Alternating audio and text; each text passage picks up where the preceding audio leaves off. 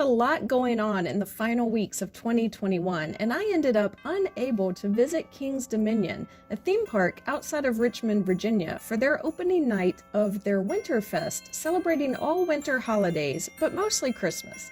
So I sent Jack to be the channel's intrepid reporter.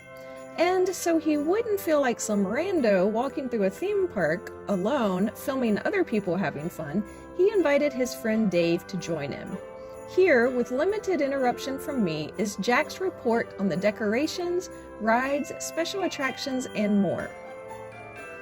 WinterFest is held select nights now through January 9th. Each night it is held, the event is 5 hours long, open from 5 p.m. to 10 p.m., except for New Year's Eve, when it will be held from 5 p.m. to 1 a.m.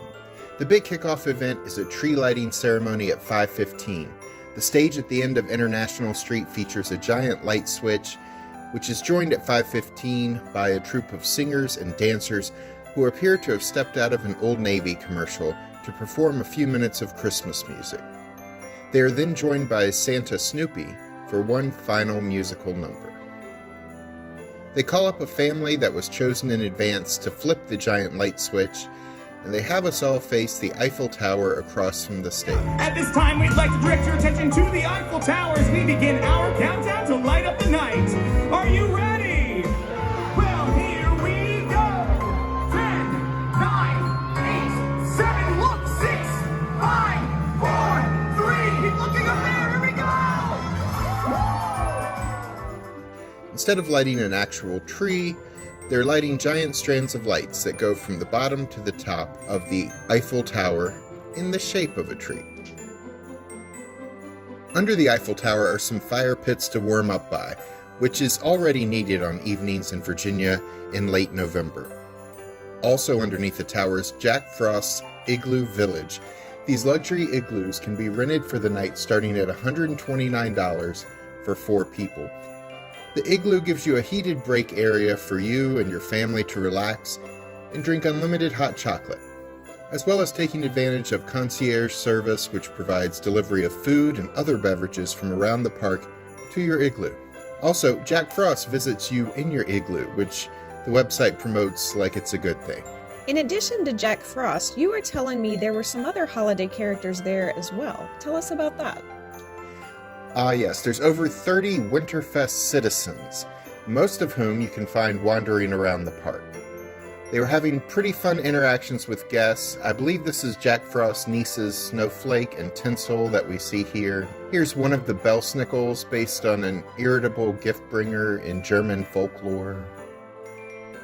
Here's the Sugar Plum Fairy. And we also saw Scrooge, Marley, and the Ghosts of Christmas, past, present, and future, posing for pictures at the park entrance. The one here dressed like a candy cane is named Candy Cane. The gingerbread man is named Ginger. His sister Jenny is pulling up the rear here in a moment. This is Mr. Tannenbaum, who we saw several times, sometimes with his wife Mrs. Tannenbaum, though sometimes they were separated and looking for each other around the park. Of course, you can get pictures with Santa Claus at St. Nick's Picks. And there were even a couple of audio animatronic characters along International Street. There's a reindeer who is giving a moose a chance to try out for Santa's sleigh team.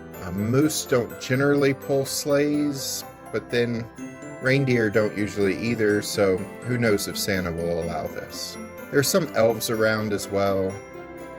Many of these characters will be featured in a holiday parade that takes place nightly during WinterFest, but the parade doesn't take place until Thanksgiving weekend, so we didn't get to see the parade on opening night. The website indicates the parade will end, as all Christmas parades should, with Santa Claus in his sleigh, pulled by his team of reindeer, and I don't know, maybe a moose. I really like the Peanuts-themed kids section of King's Dominion called Planet Snoopy. We'll talk about that area in a moment, but first, if you're enjoying this video, please click the thumbs up button to like it. It will let YouTube know you enjoyed these festivities. Jack, what was going on in Planet Snoopy? So of course they had Christmas lights all over the place.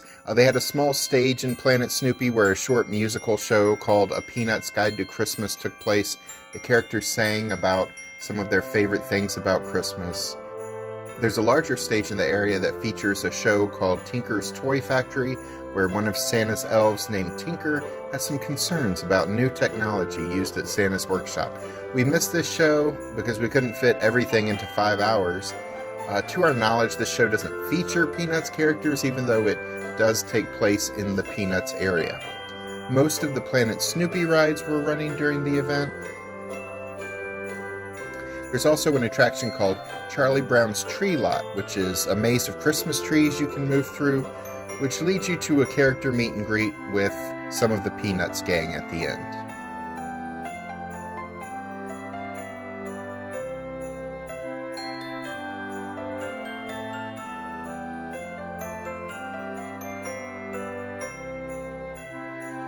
There's also Sally's Christmas Crafts, a free attraction where kids can make holiday crafts to take home.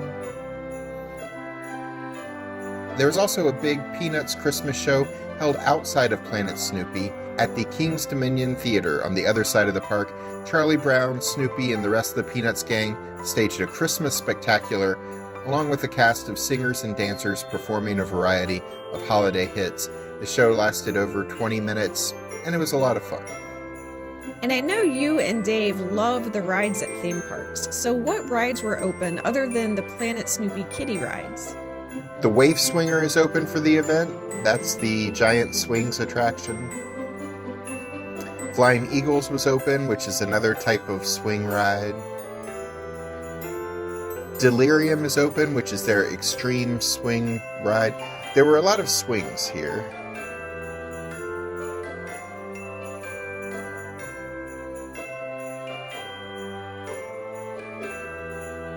There's also the Carousel, which had Christmas candy decorations and a candy cane light scheme in the area.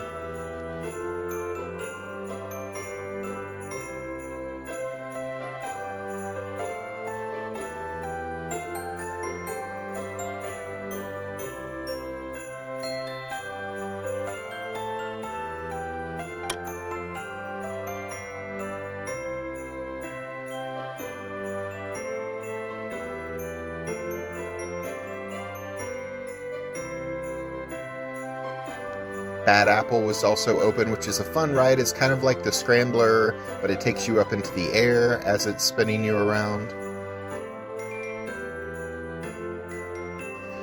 The Berserker was open. I actually rode this a lot as a teenager. I may never ride it again, though. It's a Viking ship that swings back and forth in a pendulum motion. Busch Gardens has a similar ride that I still enjoy, but this one is more thrilling because it swings all the way upside down and goes all the way around the loop more than once. On the last time, it suspends you upside down for a bit longer than I feel comfortable experiencing these days. Thankfully, after Dave and I watched it for a bit, he came to the same conclusion. I'm gonna have to pass on that one. 2 roller coasters were scheduled to be open. One was Twisted Timbers, which is a really fun coaster that's a combination of a steel track with a wooden frame. Since we knew we would want to do some rides but also experience WinterFest stuff, we bought the Fast Lane for $35. It's the King's Dominion version of a Fast Pass. There are 8 rides at WinterFest that accept Fast Lane. The line at Twisted Timbers, for example, was around 30 minutes long. We waited under 10 minutes in the Fast Lane line, so that definitely saved us some time. The other coaster that is advertised as being open during WinterFest was Dominator, but we walked up to it early in the event and the staff advised it was closed, but they expected it to be open later in the evening. We went back with about an hour left in the event and it was still closed. Okay, so you've mentioned already the Peanut shows and the tree lighting show, but what other shows were you able to see? There was a trio of singers called the Mistletones. They did sort of a 1950s style song and dance performance. There was a group called Holly Jolly Trolley. The website says this group is riding through the park on a trolley and making stops to perform. We saw the group but didn't ever see the trolley. Anyway, they were dressed in early 20th century style and sang well-known Christmas songs as they danced in an early 20th century style.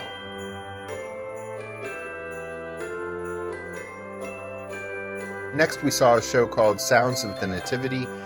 4 performers sing and don't dance at all to a series of songs and hymns about the biblical story of the first Christmas. In addition to the moving performance, the area also features live animals of the types that may have been around the manger in the stable at the first Christmas. For $3, you can buy food to feed the animals. The King's Dominion website lists about a dozen different shows. We did not see all of them, but the ones we did see were very festive and very well done. In addition to the shows, King's Dominion has a lot of other cool experiences at WinterFest. What else did they have that we haven't mentioned? The carnival games throughout the park have special Christmas-themed prizes for guests to try to win. There's the North Pole Post Office, where elves help kids write letters to Santa. The elves deliver all the letters to Santa, and once he's read them all, he returns the letters to the North Pole Post Office, where they are all hung on the wall, with all the other letters written to Santa Claus by kids at King's Dominion. Mrs. Claus Kitchen is open for kids to come decorate Christmas cookies for $18.99. You get 4 large sugar cookies to decorate, and then you can also get your picture taken with Mrs. Claus. There's Artisan Alley, where local vendors sell their holiday products.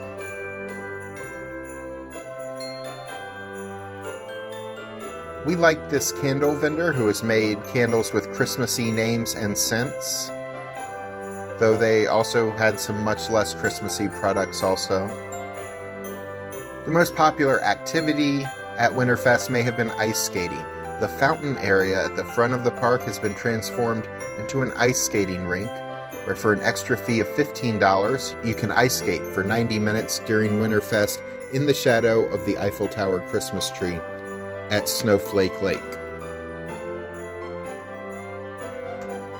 Many of the restaurants were given a holiday name with Christmas signage like Dasher's Diner or Blitzen's Burgers. Dave and I ended up eating dinner at Classic Christmas Cafe. They had Christmas dinners for about $15. You could choose either turkey or ham, along with cranberries, stuffing, cornbread, and your choice of a side, which included options like mashed potatoes, green beans, or mac and cheese. I got ham and Dave got turkey. We each chose mac and cheese for the side. These meals were actually delicious. They were much better than usual theme park meals. If someone in your party isn't in the mood for Christmas dinner, the Classic Christmas Cafe also sold chicken tenders. There were several Christmas shops. We stopped at one on the way out of the park at the end of our night called North Pole Mercantile. There was a lot of Christmas decor, Christmas ornaments, and winter clothing available to purchase. Tickets vary between $32 and $37 depending on the night you attend if bought online. The price goes up a bit if you buy tickets at the front gate. So how does this Christmas event compare to the other one we recently attended, Christmastown at Busch Gardens? We'll have a video out in the coming days to answer the question of which park did Christmas better. And we're going to some other Christmas events, including one at a certain theme park in Orlando. That's right, we're going to Fun Stop. We are not going to Fun Stop. But subscribe and hit the notification bell to know when we upload more videos. I'm Alice. And I'm Jack. Click on these links to see some other Christmas content, and we'll see you the next time we're traveling through.